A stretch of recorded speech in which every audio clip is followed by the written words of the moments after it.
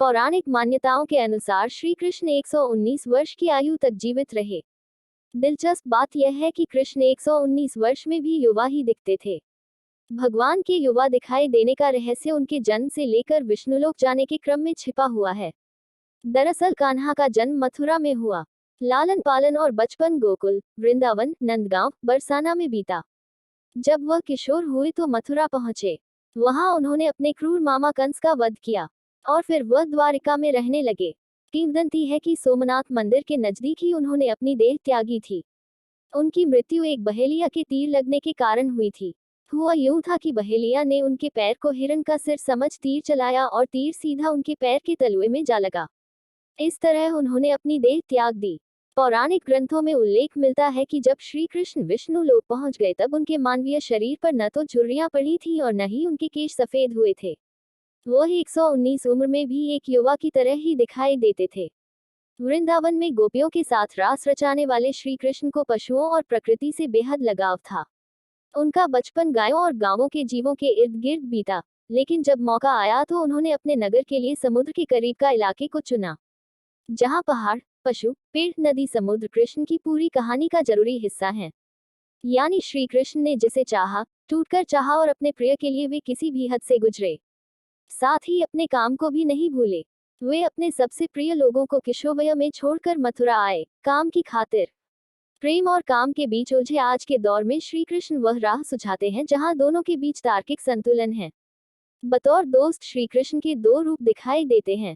एक सुदामा के दोस्त है, दूसरे अर्जुन के। तत्कालीन परिस्थितियों में उन्हें अर्जुन जैसे दोस्त की दरकार थी, लेकिन वे सुदामा के प्रति अपनी जिम्मेदारी को भी नहीं भूलते। ये श्री कृष्ण की दोस्ती का फलसफा है। मतलब साफ है, दोस्त को जरूरत से ज्यादा खुद पर निर्भर मत बनाओ। अर्जुन को कृष्ण लड़ने लायक बनाते हैं, उसके लिए खुद नहीं लड़ते। सुदामा को भी आर्थिक मदद ही करते हैं। यानी दोस्ती के बीच कृष्ण दोस्त की पहचान पर जोर देते हैं। समाज सेवा के लिए श्री कृष्ण किसी काम को छोटा नहीं समझते। अगर अर्जुन के सारथी बने तो चरवाहा या यूं कहे ग्वाला भी बने।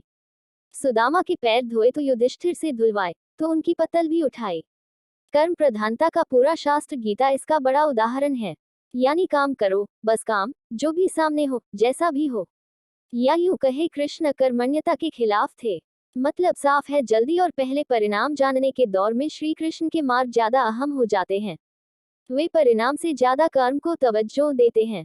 जन्माष्टमी के मौके पर जब कोई भी भक्त उनके आदर्शों या बताए मार्गों का अनुसरण करता है या उनकी सच्चे दिल से प्रार्थना करता है, बाल गोपाल कन्हैया उसकी इच्छा जरूर पूरी करते हैं।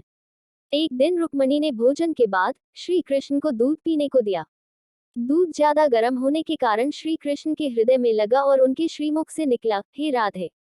सुनते ही रुक्मणी बोली, प्रभु, ऐसा क्या है राधा जी में, जो आपकी हर सांस पर उनका ही नाम होता है?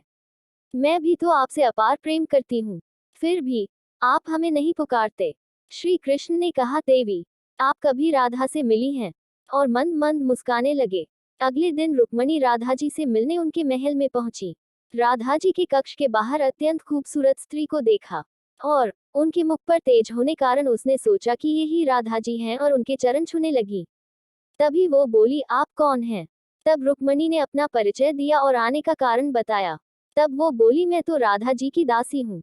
राधा जी तो 7 द्वार के बाद आपको मिलेंगी। रुक्मणी ने 7 द्वार पार किए और हर द्वार पर एक से एक सुंदर और तेजवान दासी को देख सोच रही थी कि अगर उनकी दासियां इतनी रूपवान हैं, तो राधा रानी स्वयं कैसी होंगी। सोचते हुए राधा जी के कक्ष में पहुंची। कक्ष में राधा जी को देखा, अत्यंत रूपवान तेजस्वी, जिसका मुख सूर्य से भी तेज चमक रहा था। रुक्मणी सहसा ही उनके चरणों में गिर पड़ी। पर ये क्या, राधा जी के पूरे शरीर पर तो छाले पड़े हुए हैं। रुक्मणी ने पूछा, देवी, आपके शरीर पे ये छाले कैसे?